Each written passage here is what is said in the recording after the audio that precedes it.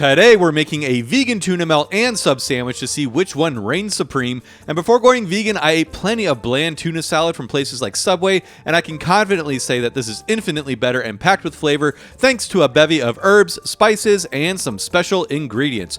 So even if you hate or hated tuna salad, I think you'll probably dig this one. Now, instead of tuna, we're going to be using some jackfruit. Make sure to get the kind in brine and not syrup. We're also going to use some garbanzo beans, aka chickpeas, though personally I prefer the texture of just the jackfruit, but this recipe calls for 2 cans of either of those, or you can do 1 can of each, totally up to you. And for the jackfruit, we just need to drain and rinse them, and then we're going to give them a good old chop to break it up. And I use the whole thing too, seeds and all, but you pick those out if you wanna. And I do think that this looks a whole lot like tuna, and the texture is just a perfect match in my opinion, and the brine gives it a slightly salty olive kind of flavor as well. And for the chickpeas, just mash them in a bowl like this. Whoops, make sure you don't do that, and if you do, try not to leave any chickpeas behind. But mash them to your desired consistency, and now each one will give you about 1.5 cups of jackfruit or chickpeas, and this recipe calls for 3 cups total, and like I said, use whatever you like for your base. For the dressing, we're going to start off with 1 rib of celery. I like to dice this pretty small, but not too small. You just want to get some good crunch action, but not so big that it overpowers each bite. And then after that, we're going to dice up half of a shallot. You can totally use some red onion too. And again, try and get these fairly small, but not too small. And then next up is some fresh chives. I would do at least 1 tablespoon worth, but you can go up to 2 or 3, whatever you like. This would be a good time to mention that everything in this should be done to your taste. If you don't like shallots, lemon, or garlic, leave them out. Or if you love them, add more. Do whatever makes you happy. And then now we're going to chop up some fresh dill weed, maybe a tablespoon or so, and add that into the mix. And then, okay, next is one of my favorite additions, some capers. So we're going to chop up about 1 teaspoon of those, add them in, and then also for good measure, about 1 teaspoon of the caper brine. And then we're going to smash 2 cloves of garlic, and again, add more or less depending on how you like it. And we're just going to go ahead and put those through a garlic press. And then we'll do 1 tablespoon of sweet relish, and you can totally use dill relish if you like, but I would maybe add some sugar to counterbalance it. And then the juice of half to 1 whole lemon. I ended up going with the whole lemon. I probably should have zested it as well, but I blew it. And then for something from the sea, we're going to add half a teaspoon of these kelp granules. Don't worry if you can't find this stuff, it'll still be good without it. And then now a few cranks of black pepper, some cayenne for a little kick, nooch, aka nutritional yeast to taste since we follow the law. And now for another special ingredient, which is totally optional, I'm going to chop up a bit of these pepperoncinis, about 2 tablespoons worth. And now it's time to add our vegan mayo, and depending on how wet you like your dressing, I would suggest at least 1/3 of a cup worth, up to 1 cup, or even more if you like it sloppy. And just start with 1/3 of a cup and add more to your taste. I believe I used about 3/4 of a cup. Mix that all up, taste for seasoning, and this didn't need any salt on account of all the salty stuff I already added, but add more salt or whatever you like. And I'm going to go ahead and mix this up with the chickpea and jackfruit mixture. Always taste for seasoning again, and this was perfect. Here's what that looks like, pretty good if you ask me.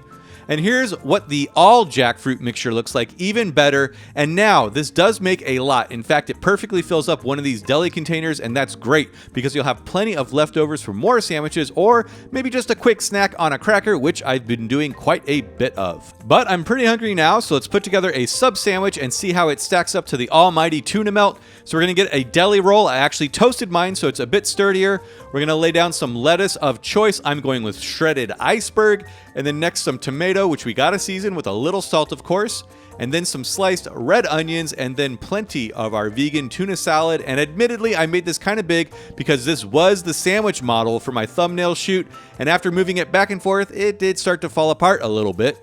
So I made another one that was a bit more manageable, and now we got to give that a roll in some deli paper, give that a slice. Cross section looks pretty good, so we're going to give that a bite. And yeah, this was just fantastic. Streets ahead of anything Subway has made, and I know Subway is not known for fantastic sandwiches, so I'll go on record and say that this was just as good as any tuna salad sandwich you would get at a real deli. It was just super dang good and packed with so much zippy flavor. Speaking of Subway, if you want to make another sub sandwich, I have a recipe for a meatball sub in my new cookbook, Vegan Fast Food. Pre-order link in description. And that being said, the tuna melt has a good challenge, so let's put it together. And for the bread, I like a good sourdough. Rye is fine, but sourdough is my go-to.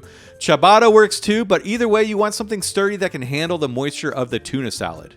So we're gonna get some vegan butter and add it to a hot pan, and then add our bread and just grease it up in that butter and toast it until browned. Oh, and if you have a grill press like this, use it for even better browning, as you can see here. And then we're gonna pick it up and add some more butter and toast the other side, and then add a piece of vegan American cheese, and ignore that other piece of bread with cheese. I was trying to film too many sequences at once. But we're just gonna cover that until it's melted, and once it is nice and melted to your desired meltiness, we're gonna top that with some of our vegan tuna salad. Add as much as you'd like, but be mindful of the structural integrity as well. And you can totally just melt cheese on both pieces of bread like this and call it a day, but I'm gonna add some on top of the tuna salad, and you can throw this under the broiler to melt the cheese, but I'm not a huge fan of hot tuna, so instead I'll do a quick melt with my handy dandy kitchen torch like so. Then add your second slice of toasted bread, and now it's time to dig in. And as much as I like that sub sandwich, the Tuna Melt wins hands down. Something about that toasted buttery sourdough, the melted cheese, and tangy tuna salad, it's just an unbeatable combination. I'm honestly gonna go and make another one right now, and in fact I had a cold one for breakfast, as you can see here, and to me this is the test of a good successful recipe if you can eat it cold from the fridge and it's still amazing. Not to mention I've literally been eating these non-stop the past 2 days. So I really think y'all should give this recipe a try, even if you hated tuna salad. And for another vegan seafood video, check out my crab cake slider video here. And also, my new cookbook has a recipe for a vegan filet-o-fish. So if you think you might get it, pre-order now, as it helps the book's success. Thank you all for your support, and I'll see you next time.